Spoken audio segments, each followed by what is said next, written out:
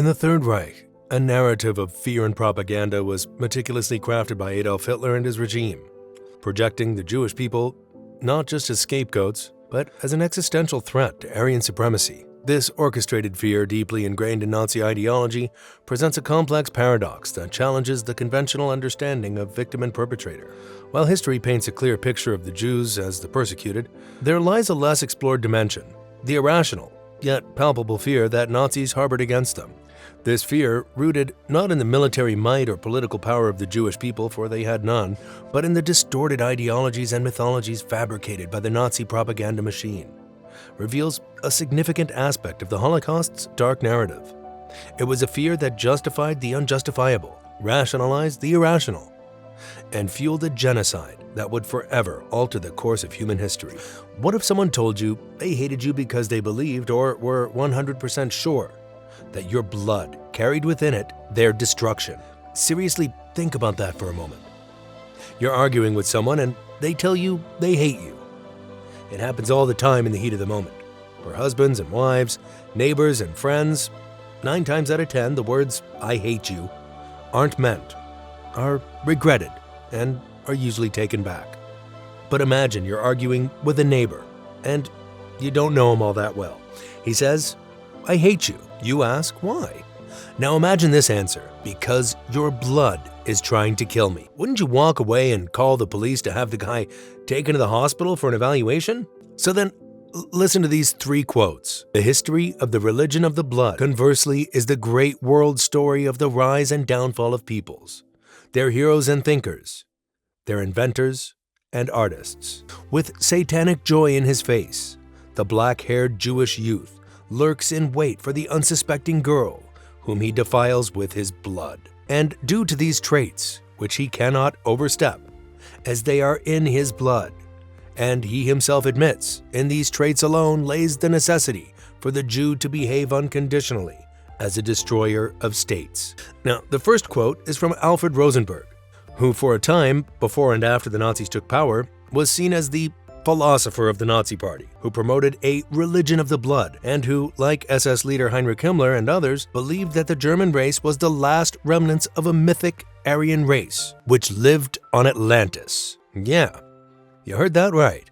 Atlantis. The other 2 quotes are from Hitler, the belief that within the blood itself, the Jewish race carried the potential destruction of Germany and Germans. Hitler apparently saw something within the blood of Jewish people, which is odd because he wasn't a doctor, and no real doctor, then or now, would even suggest such a thing. So where did it come from? Anti-Semitism didn't begin with Hitler. It goes back even before the Romans. What are the roots of anti-Jewish prejudice? Some of you have probably seen the classic movie 10 Commandments, which tells the story of Moses and the Jewish people's exodus from slavery in Egypt. Anti-Semitism began in ancient times. It's not a new phenomenon. The Egyptians hated the Israelites because they wouldn't recognize the Egyptian gods and because they had been military adversaries and slaves. No matter what they were faced with, the Jewish people would not renounce their God. Some Jews, like Joseph, were placed in positions of power due to their skill and intelligence, and this brought about a great deal of resentment among some Egyptians. The same thing happened many years later when the Babylonians defeated the tribes of Israel.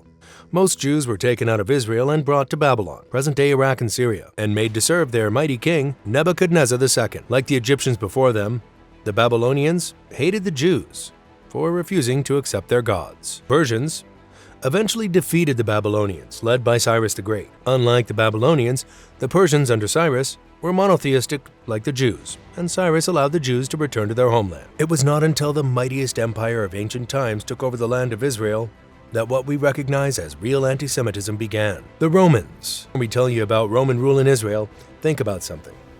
If you had a neighbor whose grandfather was a criminal, or simply not a nice person, would you blame his grandchildren for his crimes? Of course you wouldn't. Keep that in mind as we tell you about the biblical story of how ancient and medieval Christians blamed the death of Jesus, not only on the Jewish leaders in the time of Christ, but on all of their descendants as well. The Gospels of the New Testament and other closely contemporary writings tell us that the leaders of the dominant Jewish sect under Roman rule, the Pharisees, believed that Jesus had called himself the King of the Jews and proclaimed himself the long-waited-for Messiah, whispered in the ears of the Roman governor of Israel, Pontius Pilate, telling him that Jesus had claimed to be the King of the Jews and the Messiah who would lead the Jews against their enemies. primarily Rome, though they are depicted as harsh masters in most movies and books, and they were, generally speaking, the Romans, who allowed the people in their empire to worship as they wanted as long as they paid their taxes and acknowledged Rome as their overlord. But the Romans would abide no local ruler who did not bow before them. And that's what the Pharisees told them Jesus was up to. Jewish prophecy and Jesus himself had said that the Messiah would be killed, and only to rise again in 3 days. None of what happened since would have happened if Jesus hadn't been killed. And while the Pharisees encouraged Pilate to punish Jesus, it was not they or the Jewish people that killed Jesus. When Pilate announced the verdict, he symbolically washed his hands of any guilt and told the Jews that Jesus' death was on their hands, as if that somehow excused the scourging and crucifixion of Christ by Rome. Yet somehow, as Christianity became the dominant religion in Europe, early Christians began to blame the Jews for the death of Christ, taking the word of a pagan governor and an empire that persecuted them over fact. Remember also that it was Romans in 17 AD that forced the Jews out of Israel into other parts of the world, mainly Europe. The root of modern anti-Semitism is the belief that somehow, some way, the Jews that lived 100, 500, and 1500 years after the death of Christ were responsible for his death. Historians refer to this as the blood guilt, that the Jews, not only of ancient times, but for all time, were responsible for killing Christ, who was Jewish, and whose death, according to Christian belief, was necessary. Ask yourself, does that make any sense? The thing about prejudice is that it lives on from generation to generation until it is stopped. Today and in recent times, most Christians, except for the most fanatical and literal sects, laugh at the idea that today's Jews bear responsibility for killing Jesus. But out of that myth and that hatred born so long ago came other ideas and other laws and restrictions which helped to create anti-Semitism as we know it today. The Middle Ages. Historians used to call the Middle Ages the Dark Ages for two main reasons. First, it was believed that after the fall of the Roman Empire, Europe fell into a period of ignorance and superstition. As many historians saw it, the Dark Ages was a time when human learning stagnated for nearly 1,500 years, remaining essentially the same as it had been at the time of the fall of Rome. There is a tiny element of truth to that. But we know now that the Middle Ages was a much more dynamic time than previously believed. Still, most people were illiterate. There was no science as we understand it, and the Catholic Church was the authority not only on all things heavenly, but on most things on earth too. And since it was literally part of Catholic doctrine, and later Eastern Orthodox doctrine, that the Jews had killed Christ, most non-Jews of the time believed it. Now ask yourself another question. If you were Jewish, would you be eager to be living among people who hated you and blamed you for the death of their God? Probably not. And if you did, you would likely also band together with others like yourself and keep as far away from those who hated you as possible. What's more, those people, when they weren't trying to kill you, likely forced you to live separately, often in places called ghettos, a word that probably comes from the Italian word borghetto, meaning a small section of a town or city. We're going to ask you to imagine something else. Imagine you live in a town, and at the edge of town live a group of people you know very little about. They dress differently. Maybe they speak a different language, at least among themselves. Their habits, culture, food, and of course their religion are totally different from yours. What's more, you've been told by your parents that they are responsible for the death of your Messiah and are evil. Their parents told them that, and so on back hundreds of years. Do you know how many neighborhoods have houses everyone thinks are haunted? The interesting thing about haunted houses is that no one knows how the story started. But like a game of telephone at a kid's birthday party, what begins as a simple story ends up being the most elaborate, nonsensical tale by the time the 10th kid has heard it and told it. The Jews were different. People of the Middle Ages were ignorant. When kids went missing, especially young girls, who do you think got blamed? Not your good Christian neighbors.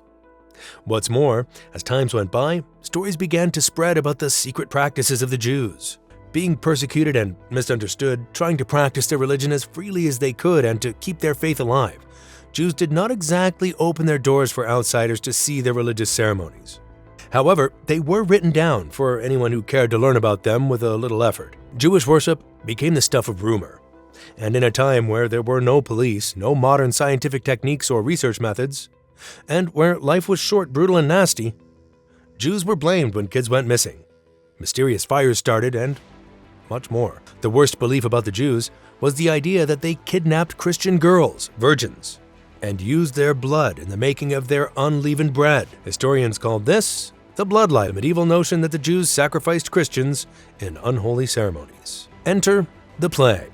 As you likely know, beginning in the 1300s, Europe was hit by a series of plague outbreaks, the worst being the Black Death of 1347 to 1351 or so, which claimed perhaps 25 million or more lives. The cause of the Black Death, which is what the bubonic plague was called, was germs passed on by the bite of fleas. In 1350, no one knew what a germ was. Some people thought that rodents were somehow responsible, but most people had no clue. Many, if not most, people didn't even bathe, believing that the plague could be spread in water. The vast majority of people in medieval Europe believed that God sent the plague as punishment for their sins, and many popes, bishops, and priests told them this was the case. But why didn't the Jews get the plague? Well, they did, but they may have benefited from the forced separation that kept them from much of society. But remember, by 1350, the idea that the Jews had killed Jesus, that they held secret evil rituals, and because many people felt that God was angry at Christians for allowing the Jews to live after what they had done, people all over Europe burned ghettos, burned Jews at the stake, ran amok through Jewish sections, killing and abusing anyone they could find, because somehow in their ignorance, they believed the Jews were responsible. Think for a minute about the COVID years. There were actually people who believed the Chinese had sent contaminated bats to the US to infect Americans, and many of those people were college educated. Think how horrible it must have been in 1350. One of the more interesting facts about medieval Europe and the Middle East is that Arab Muslims were much, much more tolerant of the Jews than most Europeans. And until about 1500, Muslim scientists were far ahead of Europeans. They knew the source of the plague, and it wasn't the Jews. Usury and money. Today, nations and people count on credit to pay their bills and grow their businesses and economies. Loans and credit costs money. That money is the interest on the principal. Would you loan a person 1,000, 10,000, a million for no interest? Of course not. In that case, all you would be doing would be losing the use of your money for the term of the loan. And likely you'd lose money because of inflation. Inflation isn't new, and neither is interest.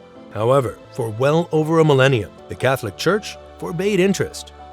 Interest was viewed as a cousin to sloth and laziness. After all, what did you do for your profit? Nothing. That is, if lending a portion of your wealth is nothing. The Church viewed interest as profiting off the labor of others. It was a sin called usury, and it was officially forbidden, even though those at the top always engaged in it. Think of it. Why would anyone lend money if there wasn't interest due? They wouldn't. And without loans and credit, how would an economy grow? It wouldn't. However, Jews weren't required to follow Catholic teachings.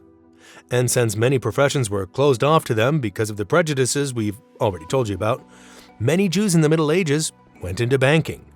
And they charged interest.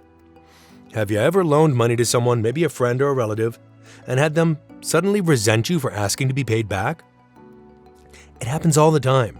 What if the people who lent you the money were people you hated? Not only that, but they engaged in the sin of usury to take advantage of you.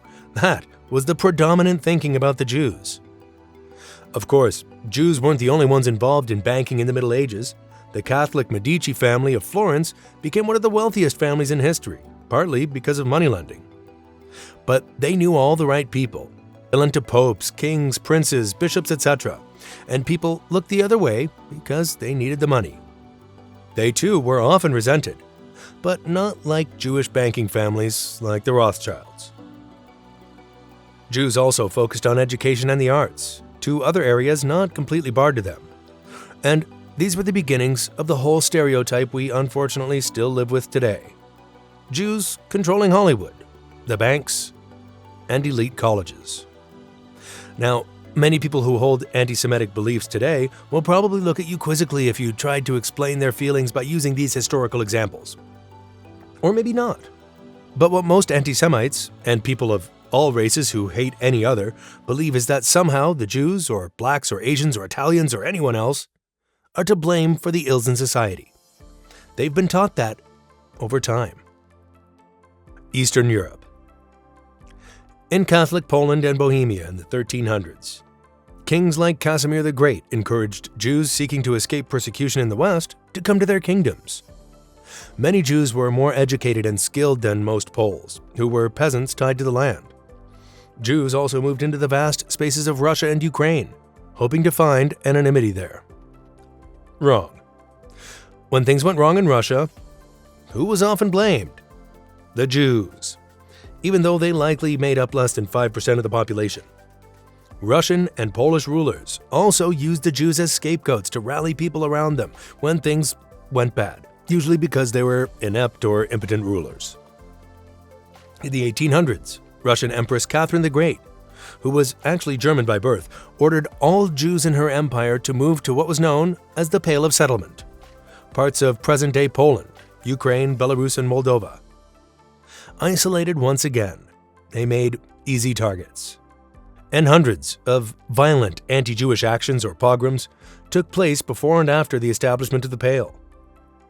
Though it's not heard much today, the phrase, "that's beyond the pale," refers to something that someone does that would or should be unacceptable, or outside the boundaries of society, beyond even where the Jews lived. The 20th century. Towards the end of the 19th century, Western Europe witnessed a shift in anti-Semitism. While overt government pandering to anti-Jewish sentiment waned, influenced perhaps by the Enlightenment and revolutionary ideals, prejudice simmered beneath the surface. The Dreyfus Affair in France during the 1890s was a stark reminder of this underlying hatred. Captain Dreyfus, a Jewish military officer, was falsely accused of espionage for Germany, France's bitter rival. Despite his eventual exoneration, the affair exposed a deep well of anti-Semitic resentment thought to have been buried. Coinciding with the Dreyfus Affair, a new movement emerged in Western Europe, England, and North America: eugenics. Though its peak popularity arrived later, the early 20th century saw the rise of this pseudoscience that advocated improving humanity through selective breeding. Eugenics, particularly its extreme Nazi iteration, targeted inferior populations, including Jews, alongside those with disabilities or illnesses. What made eugenics and Nazi ideas about the blood so insidious and dangerous was that even if a Jewish person converted to Christianity or renounced their Jewish identity, which happened at certain times in history, biology had become the prime reason for anti-Semitism, and there was no escaping biology. Many Germans of Jewish descent were not religious at all. To many, Jewishness was not cultural, not theological. To the Nazis and others like them, science meant that even an infant was carrying poison in their blood and had to be eliminated. For many anti-Semites, especially those brought down by the hardships of World War I and the Depression, eugenics offered a false scientific justification for their bigotry. Eugenics was demonstrably flawed, manipulating results to fit preconceived notions rather than following the scientific method. However, anti-Semitism thrives on emotional prejudice, not logic, making it the persistent and dangerous force we still face today. This has been History on Fleek. See you next time.